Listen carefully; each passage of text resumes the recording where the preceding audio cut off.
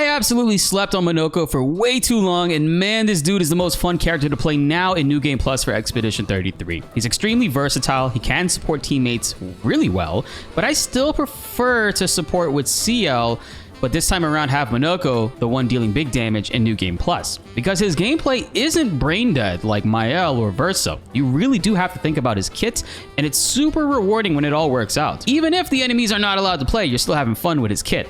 This is not going to be a beginner guide because from the beginning you would need to backtrack all over to unlock every single one of his moves, but we're going to talk about how his game plan should flow, which will help you out in the beginner stages. And we're going to talk about the best moves to use and broken combinations we found, as well as the best way to unlock all of his moves in a much easier way at a later point of the story. So we have the most fun team to play as in Expedition 33. Right off bat, we're going to start off with Monoco in Almighty stance. We're going to go ahead and actually, for the sake of it, let's go with Landmaster Light. This will strike every single enemy, and the more times you use this in combat, the more the damage will overall increase. So it's going to put us into a really good position here. Right now we are in the blue stance, the caster stance, and we have a move here called Bestial Mortar. And what this will basically do is if the enemy is marked, we can use it on them and it'll put us back into Almighty Mask. So let's go ahead and hit him a couple times. We could actually free aim more if we wanted to, but this is decent enough. I mean, let's go ahead. We'll use it. So now it's going to put Monoco back into Almighty stance. So now with Sciel, we're going to do the usual. Fortune's Fury, double up Monoco. Then we're going to go ahead and intervention. Make sure Monoco is topped off. He's going to have about 9 AP to start here, which is great. So now that we're in Almighty, let's go ahead and use Duelist Storm against the Duelist. Show him a little bit, you know, give him a little bit of a taste of his own medicine. Damn, that damage hit. Oh my god. God roll all around. Instant break. Enemy is marked. And you guys already know what we're going to do here. We're going to go ahead and use the mortar move again. Go back into go back into Almighty Mask stance. Now with Lune, we're going to go ahead and Elemental Trick. I have so much fun with this team. This team is the team that like lets you still play the game. And I really think a lot of you guys are going to enjoy that. Elemental Genesis. So we see some big numbers. Proc with Lune. Oh, resistant to some of that. Okay. No biggie. So Duelist is going to actually break out of the stun, which is okay. We're now going to Fortune's Fury. Monoco. Monoco's turn is up next. So we don't have to really worry too much about what Sciel does next. So just to be safe, we're going to go ahead and Card Weaver and put 20 stacks on this enemy. So now with Monoco, the enemy has already been broken. The enemy has a little less than half health left, but we have max gradient charges. Now, this is where Monoco really shines. He's the ultimate break specialist in the game. He has a level 3 gradient called Breakpoint. Extreme lightning damage. It does one hit, but it will fill the target's break bar and break them immediately. No matter what, he's going to immediately break the enemy, and this setup is guaranteed to give him max gradient charges. So we're gonna breakpoint this enemy. If this doesn't kill, you'll see the rest of it. Okay, that was actually a pretty bad roll. Normally you can get 27 million with this setup that we have here, but obviously we're still in good position here to fully take advantage of some big damage. Now we can Landmaster Light against this. We are in Almighty Mask, which I think is probably going to be the best direction to take it in, or you can Sakapatat Fire. But let's go ahead and Landmaster Light since we already did it once. Take advantage of the damage buff now. It's done. It's going to do increased damage. And one-shot him. 35 million. This build is no joke. And I thoroughly like it a lot because it lets you still play the game instead of doing cheesy stuff with Mael, which I'm sure everybody is tired of at this point. Guys, I know it's been a long time and forever since we've been talking about the Monoco build, but it's finally here. So hit that subscribe button and notification bell to help raise that 38% even higher, because we've got even more fun builds coming after this that'll help you be able to still play the game without demolishing enemies and enjoy your time in New Game Plus. So the most fun team, in my opinion, is Monoco, Sciel, and Lune, because even in New Game Plus, they still let you play the game. You don't have to really worry about doing too much damage with Verso and Mael. Verso is still very fun to play, but I think Monoco as a character, and once you understand his moves and how essentially they're supposed to be a flow to his gameplay, he's really, really enjoyable in that sense. Monoco is just one of those characters that does require a lot of thought when messing with his gameplay, and specific abilities are better to use in rotation and sacrifice damage in order to benefit from his overall damage by being in his best stance. And what I mean by that is the Bestial wheel. Now, the Joyaro is one of his best weapons in the game because you'll always start off in Almighty Mask with this, which is his best overall stance, and you kind of want to stay in that as long as you possibly can. Also, his damage will increase for each consecutive turn without taking damage. It can stack up to 5 times, which works well with a bunch of other Pictos. And seeing as how he takes so many turns, he can cap this out really quickly. And of course, the break damage is doubled while in Almighty Mask, so you can still break enemies quickly with this. But as you go through his weapons, there's other weapons that do specific things to the Bestial wheel. So this one will reverse the wheel's order, which is okay. It doesn't really change a whole lot or make anything too crazy unique about his kit, because the way that the Bestial wheel functions, unless a weapon specifically says you're going to start off in a specific stance, like the Grandaro starts you off in Heavy Mask and Joyaro starts off in Almighty, Monokaro starts off in Balance Mask. If you use any other weapon that doesn't say it does that, it's actually going to start him off every single time in combat in a random mask. So you can't really pre-plan for his kit unless you're using a weapon that specifically says he'll start off in a specific stance, like the Brucharo starts off in Agile Mask. So you have different weapons that give him different strengths in that sense. So if you look at the Bestial wheel, we are starting off in Almighty in this position here, but anytime you use a move, it actually will go along the wheel in a clockwise state as long as you're not using that previous weapon that reverses the order. So how do you do this? It's not based off of your regular attacks or your free aims, although there is a weapon that does change it depending on your free aim. If you look on the top right of his moves, and this is the same case for all characters, depending on the character you're playing as, the top right of their moves tells you how many spaces you will move if you use this specific one. So if you use Sacapatat Fire, it moves 1 space. So it's going to go from Almighty here to Caster 1. The Chapelier Slash moves it by 4. So if you use it in Almighty here, it's going to move it 1, 2, 3, 4. The fourth one is the Agile Mask. So that's the case for all of these. And it depends on whichever one you use, it's going to be moving him along. And there's different wins that you can use to specifically take advantage of putting yourself back into Almighty. But again, you can only do that if it is a specific weapon that's starting you off in a specific mask stance, because from there you can do a little bit of math. You can go ahead and arrange your moves in a sense that you know that if you use this, it's going to move you 5 spaces over in order to then use another move that'll move you however many spaces over you need in order to get back to Almighty. So in theory, if we're starting off in Almighty stance, and let's say for example we go ahead and we use a move like Cultist Blood, that's going to move us 5 spaces. So we're going to go from 1, 2, 3, 4, 5. We're going to be in the balanced red wheel. So let's go ahead and do that. We'll use Cultist Blood, which will take a lot of damage, but buff him overall. So now we are in the balance stance. And because we have Shortcut Picto, it gave Monoco another extra turn, which is pretty good for this rotation. So now while we're in the balance stance, you could actually do something like this.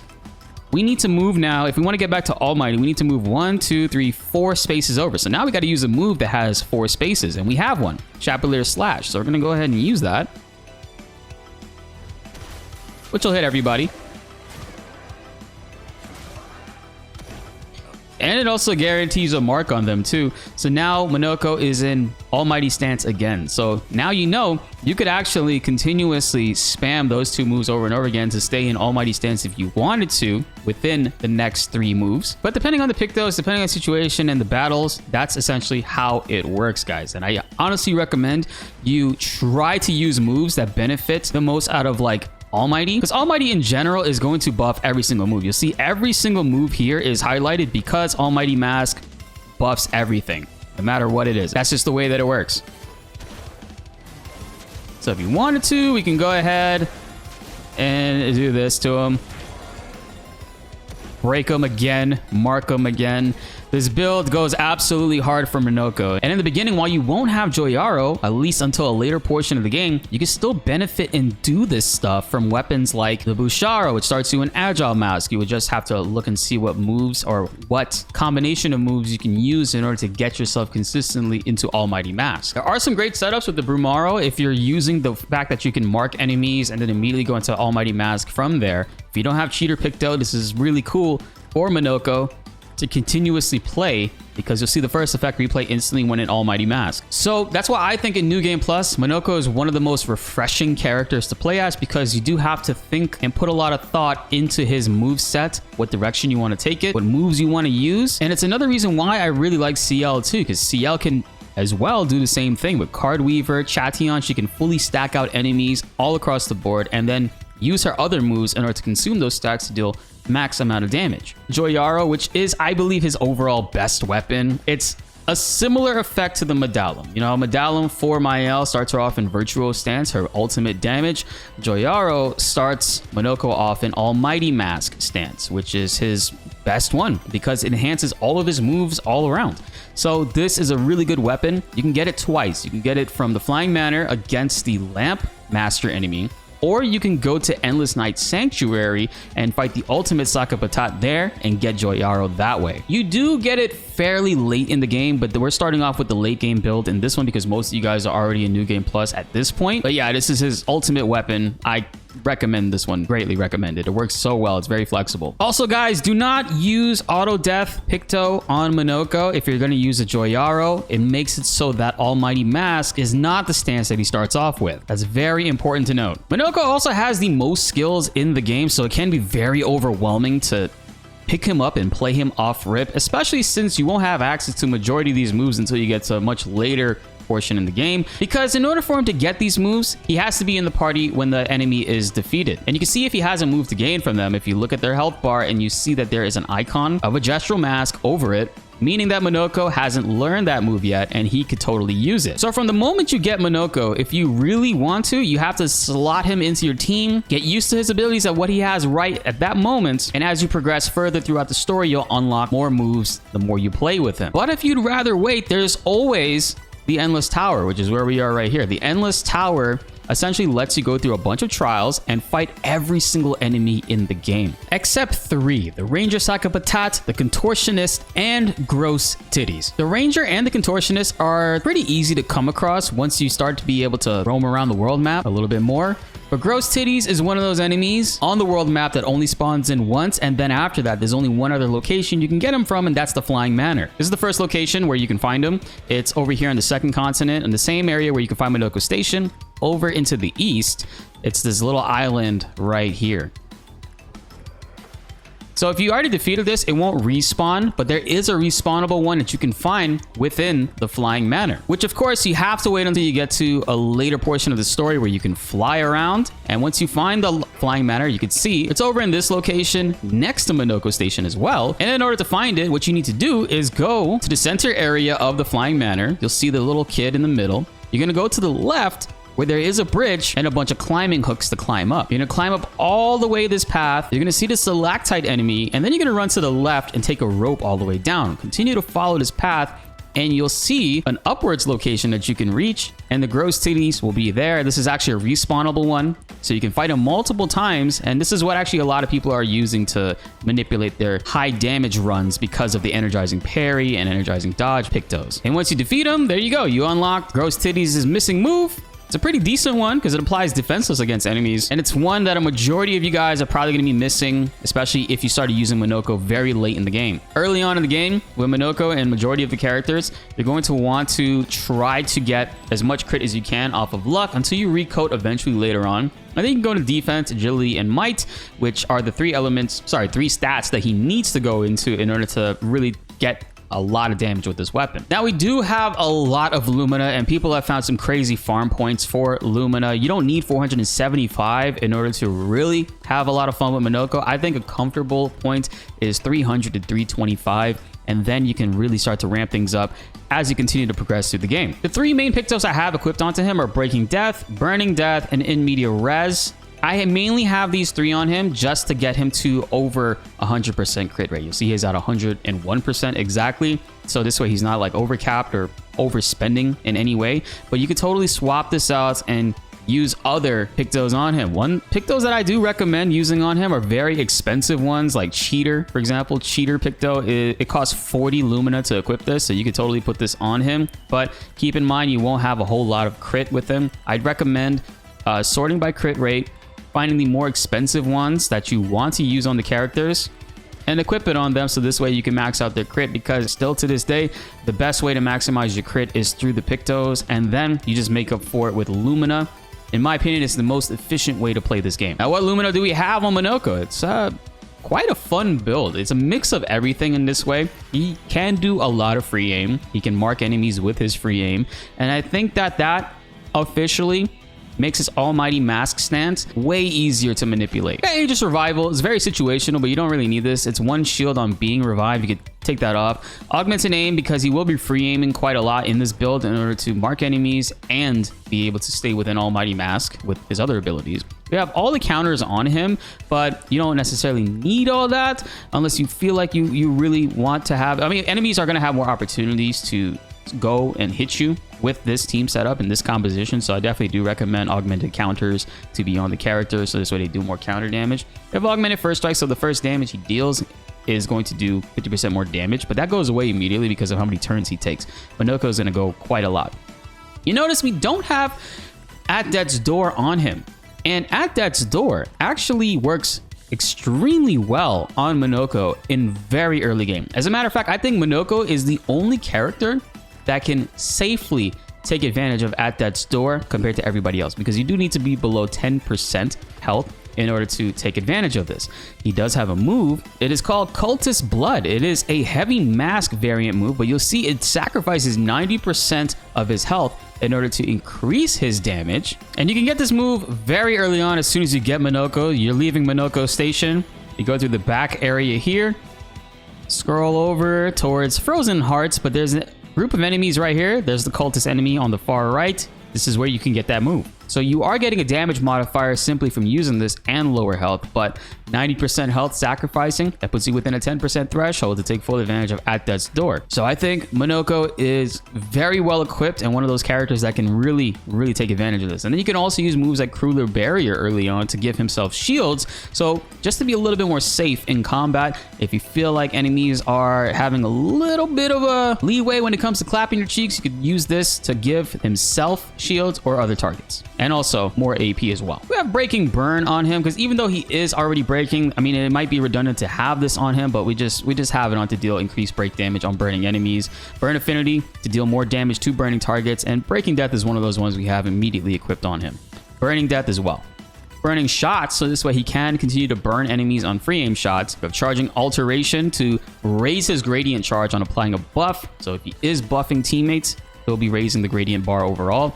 Charging Burn for the same thing against burning enemies. Remember, you can use Sack-a-Patat Fire to start off matches, and that'll also raise this up too. Charging Critical, so every crit chance, every hit that he does that is a crit is 20% increase on the gradient charge. So the more moves, especially since he's always going to be critting, that he lands, he will be raising that gradient bar. Charging Mark as well. If the enemy is marked, it's going to raise the gradient charge even more, which stacks with double mark because we can hit enemies that are marked twice before it goes away. We have Charging Stun in order to also raise the gradient charge on hitting a stunned enemy. And the Cheater Picto, which most of the times in New Game Plus, you might not want to run this. You just have this on if you want to deal more damage.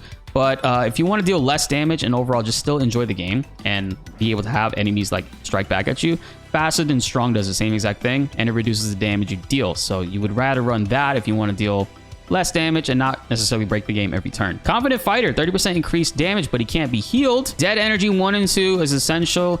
If Monoco gets kills, which a lot of his moves will, he'll build back up AP, so the following turn he can deal some crazy damage. And Double Mark, a lot of people have been asking, how are you getting the blue marks on enemies? It's because of this Picto. It makes it so that marks require one more hit to be removed, so it goes from blue to red until it removes the mark off of that. Energizing Break, so he gains more AP off of breaking the target, which he'll be doing quite a lot. Energizing Burn, so anytime he burns the enemy, he gains back more AP. So if you use Sack-a-Patat Fire, you apply some burn to the enemies, you're getting more AP back with Monoco. Energizing Powerful as well. He does apply Powerful to himself when he breaks enemies and based off of other Pictos too, so more AP is always good. We got Energizing Shots, so this way he can gain back AP on free aim shots. He will be free aiming quite a bit, but that's not necessarily the main aspect of this build, but it's good to have, so this way he can keep getting back AP. Energizing Start 1 and 2 are, in my opinion, all you really need, especially once you get Energizing Turn. Energizing Turn doubles them, so if you were to put 3 and 4 Energizings on him, and anybody else, it'd be kind of a waste. So Energizing Turn is all you need. And that's because of Energy Master, which is going to double it up. Energizing Turn makes it so that every single turn that they take, they get 1 AP. Energizing Master doubles anytime the AP is earned. So anytime he gets a turn, that's 2 AP. Anytime he hits a burned enemy, that's more AP on top of this one. Energy Master is very, very good. We got Exposing Break to apply Defenseless on Break. This will overall increase the overall team's damage and himself by making the enemies defenseless and take more damage from that debuff. Now let's go down so this way you guys can read it and my big ass head isn't blocking it. We got First Offensive. First hit dealt and taken deal 50% more damage. First strike to always play first. And we got Fueling Break. Breaking a target doubles its burn amount. This will keep that pressure on and keep on damaging enemies overall. Got Full Strength. I don't think you necessarily need to focus on using low health builds for Monoco. You can, everybody at this point knows how to do it, but we're doing full health builds with Monoco. And he has full strength on, so this way he deals 25% more damage at full health. They have Glass Cannon to take more damage, but also deal more damage. And Gradient Break, which is really important. As soon as he breaks an enemy, it will get his Gradient Charge maxed out quicker. So you definitely want to run this on Monoco because he has so many different ways to break enemies that you can keep on looping them, essentially. You guys saw we broke Duelist a bunch of times. And in matches when the roulette isn't really working in your favor, you can kind of stun the enemy in that way. And it's fun to continuously be able to play the game without ending it in one turn. Gradient Fighter to do more damage with gradient attacks. This is what can make that level 3 gradient deal over 27 million damage in one hit if roulette works out for you guys. Gradient Defenseless is really important, I think, on everybody because he's going to be applying defenses to everybody he breaks. And they'll get 15% more damage on top of what they already get from the enemy being defenseless. So this is like, I think, 40% overall. Greater Powerful, same thing. It's 40%, 25% from having powerful, 15% increased overall. So yeah, you definitely want to have this on your entire team if you're trying to maximize the damage output. We got Immaculate here, so this way he'll deal 30% more damage until he receives a hit. And in Meteor Res to start with 3 shields on battle, but max health is halved, and the rest of the team is also giving him shields with the Pictos that we have, so we'll talk about that when we get to them. We got Inverted Affinity on Monoco to deal more damage on turn start, 50% increased damage, but you can't heal, but it's okay because of the other Pictos we have conflicting with it. Marking Break to immediately mark the enemy on a break. Marking Shots to mark them. Painted Power to exceed that damage limit. Piercing Shot is pretty good for this because you're getting 25% increased freeing damage and it also ignores shields. So you kind of want to have this on Monoco in this particular case because it will increase the damage he deals. And he'll be also benefiting off of marking enemies. And speaking of that, Rewarding Mark, 2 AP on dealing damage to a marked target. Since you guys double burn, if you mark an enemy and you still need more AP, shoot him one more time, you get another 2 AP back. And he's still marked. So it's a really good combination to be having on him. Roulette, you guys already know it. And we got SOS Power. So if he does fall below 50% health, he will invoke Powerful on himself. You don't have to run this on him. You can just have it on for situational purposes. But yeah. Shield Affinity, you can remove this. You will lose 30% damage, but it'll make your New Game Plus run less stressful because you won't lose all your shields as soon as you get hit. So you can take this off and you'll still be able to tank hits depending on how many shields you have. And he starts off with 9 in this build because of the other teammates. And at some point, somehow Powerful Shield got unequipped from my Picto list. This is really important. You definitely want to have this on characters that you're trying to deal damage with and that have shields. Monoco with this build and all the other characters, he'll have 9 shields, so that's 90% more damage. You definitely want to be running Powerful Shield on him, especially if you're going to be taking off Shield Affinity, guys. So if you want, you can sacrifice Shield Affinity and just use Powerful Shield. Editing this after the fact because for some reason I didn't have it on the recording earlier, but I highly recommend, and you guys definitely need to try out and get Powerful Shield as soon as possible. Got Shortcut to play immediately once he falls below 30% health. Incredibly situational, but it does help out. Solidifying 2 shields when character health fall below 50%. So if he does get hit a couple times, you can get back shields that way. We got Stun Boost, very important to deal more damage against the stun target, which they get stunned when you break them.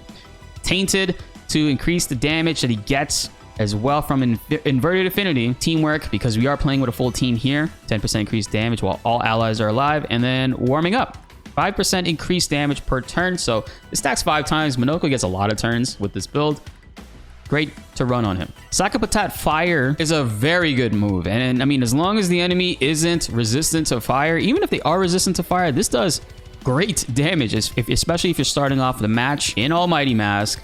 This is going to do even more, and it applies burn to the enemies very early on. As soon as you get this move, it can really boost his damage. Acacia Stabs, I put this on recently just to help apply marks to him, but if you have Marking Shot and all those other Marking Pictos, you don't necessarily need this. So I would actually swap this out late game. Or where is it? Creation Void. This is massive damage, hits 3 times. It is random targets, so I recommend using this against a single enemy if possible. If you have more than one enemy is still available on the field, I wouldn't use this because it can hit the wrong one. And you'll see if you use it on a single target enemy, more damage if the same target is hit multiple times, which stacks very good if you're lucky with the roulette. Chapter Slash here, it deals high physical damage to all enemies, and it applies marks to all enemies. So this is a great move to still use. If you get off of his rotation and you're having a hard time getting back into Almighty Mask stance, you can do this to mark the enemy, and then you can use Benisur Mortar to go ahead and hit that marked enemy in order to change immediately into Almighty Mask. Almighty Mask is the stance that you want to be in for Monoco to deal max damage with everything. It makes him super good. Duelist Storm, I like this move. It's not necessarily the move that you need to use on Monoco. I mainly have it on because it can break. It does boost damage in Almighty Mask, and since this build we're running is making enemies breakable as soon as matches start, it's a great move to have. But Monoco is actually, like we talked about, one of those characters that has the most moves in the game by far. Nobody comes close to how many moves they have compared to him. He has a lot of break moves. Like a Brûlure Bash can actually break. Duelist Storm, of course. Demonure Thunder doesn't break, but it does deal extra break damage. This move can break. Courtier Crash can break as well. Ramesur Bonk can break. Rocher Hammering can break. This is high break damage. It doesn't break, but it can raise the break bar pretty significantly. This is the first move you get. So you get the idea. He has a lot of break potential with his moves. And not only that, guys, I mean, his level 3 breakpoint move is the best breaking move by far in the game. It completely fills the target's break bar and then breaks it. So he is the break specialist. I don't necessarily think you need to run a whole bunch of break moves on him. Breakpoint is just good enough. And then we have Lampmaster Light. This move hits everybody only once. It deals light damage, so light enemies can resist this and heal off of it, so be careful with it. But the longer fights go on, the more damage this does. As you guys saw, it did 35 million in that earlier showcasing. And of course, if you're an Almighty Mask, it'll increase the damage. And this specific rotation we have, he's constantly going to be in Almighty Mask to end his turn. Sciel, I think at the end of the day, Chatillon is the main weapon that you kind of want to run on her. It works with everything. And if she needs to deal damage, she'll deal damage. And this helps maximize her damage output because she can max out how much stacks of foretell she puts in enemies with Card Weaver. It is so good because it spreads it across all the enemies on the field. Pictos, this is what I have on Sciel. She doesn't have max crit because in this role, she's kind of like buffing and helping out teammates, but you could totally remove Energizing Turn and put something on her crit related in order to get that up there. Now, these are the Luminas that we're running on Sciel.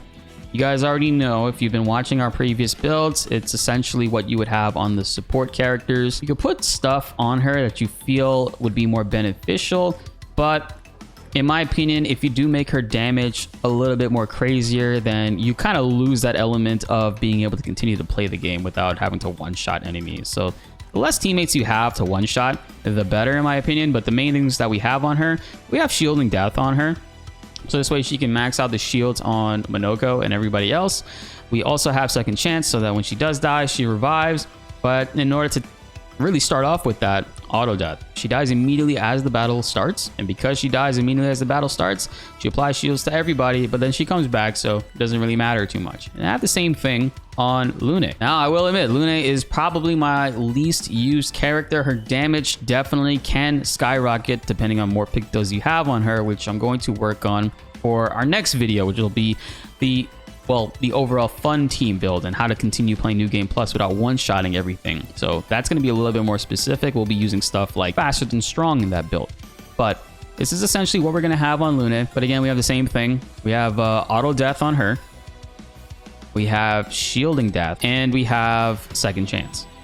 So max amount of shields are put on Monoco, and he can deal more damage. But again, remember, with Monoco, you might want to consider removing shield affinity. You'll lose 30%, but you'll keep those 9 shields up. All right, let's try a different variation of Monoco's moves. So to start off in Almighty Mask, we're going to go ahead and use Sack Up Attack Fire and hit all the enemies. This also can scale high damage-wise. That was the worst possible roll. I've never seen that hit less than 2.5 mil, but that's okay because we are now in Caster. So at this point, the next thing to do would be to mark the enemy and put him into Almighty Mask again if we wanted to, but let's go ahead and use Creation Void just because we haven't used it yet. Again, this move is great for a single target because it just scales in damage the more it hits them. Let's go ahead, Fortune's Fury Monoco. Intervention him. Again, we're showcasing his strengths. So now in this position, what we can do is let's hit him until we mark him. Any day now. All right, let's gain back some AP. So now we can use the mortar.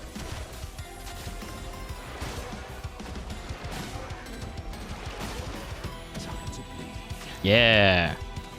So now he's in the stance. We don't have enough AP here in order to break the enemy, but we can just use the gradient. Actually, you know what? Let's see if we can make it go out. How high can we get?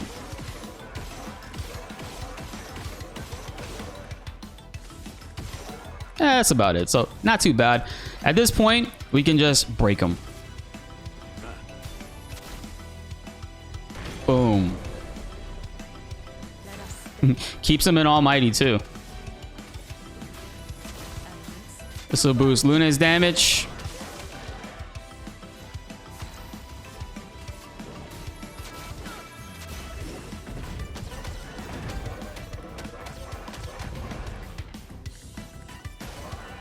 He'll wake up. Here we can Fortune's Fury.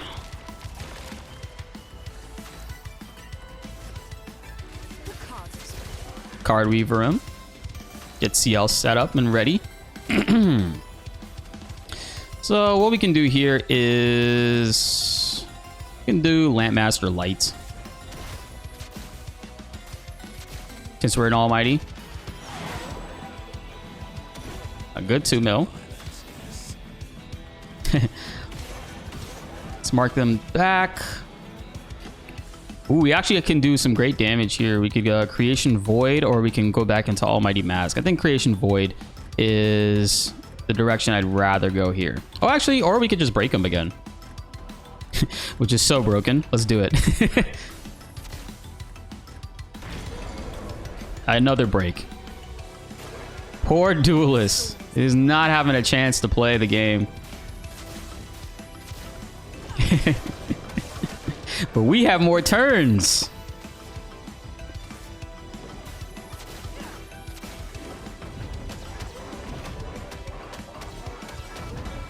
Again, that's not a main showcase of like Lune's like max potential. That'll be like in the next couple videos. What you gonna do? Oh, you're gonna attack us.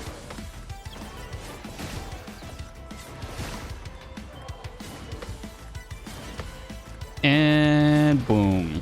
Let's go. Feels fun to actually be able to counter again, guys. Let's go ahead. Fortune's Fury, our boy. Intervention him again. Give Monoco so many opportunities here to just do some crazy shit. So, I mean, let's Creation Void. Just because the damage on this is stupid. That time it one-hitted him. I think that did 7 mil. No. One of the breaks did. Yeah. Fun build. Enemies still have an opportunity to play. You're not doing over oppressive damage. But if you did want to, you absolutely could with At Death's Door. I just don't have it on him because at this point it's getting tiresome to just keep talking about it. I know a lot of you guys aren't really enjoying that aspect of it, right? So obviously Joy Arrow is going to be his best overall weapon, but much later in the story, as soon as you get him, he does start off with the Monoco, which is really good because you start off in Balance Mask, and from there you can count the orders on the Bestial wheel to see what you can use specifically as you have Monoco in order to get to Almighty stance. Now immediately as you get Monoco, you can go and get the Sidaro. You have to go all the way back to the Gestural Village and fight Golgra by talking to her as Monoco. It's not a big deal. She's much more toned down and easier to fight in this sense. She still can be kind of tough earlier on, but Monoco can win this solo easy on and get the Sidaro from her, which is a great weapon because it's going to increase his damage per upgraded skill used. 30% is quite a lot. It resets when you don't use an upgraded skill. What this basically means is depending on what Bestial stance mask he's in, you have to use a move that pertains to that to continue to increase his damage by 30%. So a really solid weapon overall in the beginning when you don't have a whole lot of Pictos to boost your damage. Monoco can rack up some serious ones with this. Basic attacks spins the Bestial wheel to a random value, which is just scary. And if he does use upgraded skills, not only is he increasing his damage, but you're also going to be giving AP to all your teammates. The Grand Arrow is another one that he can get almost immediately. You do have to complete Frozen Hearts dungeon, which can be difficult as soon as you get Monoco.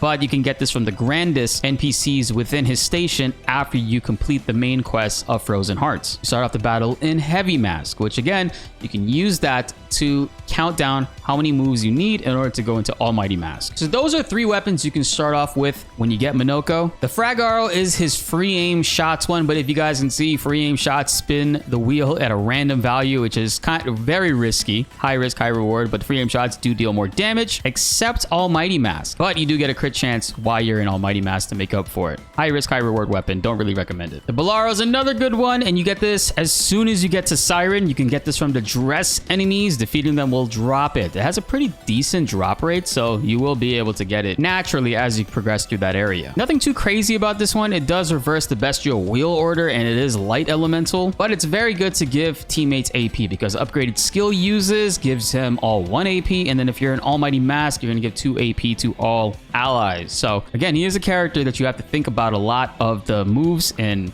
particular chances you're going to be taking with him, but once you get Joy Arrow, you throw all that out the window and you just have fun with the character. And that wraps up the Monoco guide, everybody. He can be in the beginning one of the more complicated characters to learn how to pick up and play, simply because you don't have all access to his moves, which can be unfortunate for some people, and like myself, I didn't really enjoy that element to him. But once you finally get everything, I think he is probably the New Game Plus character to play as and can deal great damage, fantastic support, and be used overall in the most versatile way among the entire cast. How have you guys been using Monoco? Let me know in the comments down below what your preferred builds are. And I hope you guys look forward to the next video because we're going to be talking about New Game Plus and how to still play this game without steamrolling everything and still having fun with it, because there's a lot of broken shit in this game and that can ruin a lot of fun for a lot of people. It did for me because Mael and Verso are just way too ridiculous, and having to self-nerf is just weird. So using other characters, in my opinion, is a much more fun option. Be sure to like the video if you enjoyed and subscribe if you are new. More Clair Obscur Expedition 33 videos are on the way and you don't want to miss them. My name is BltzZ and thanks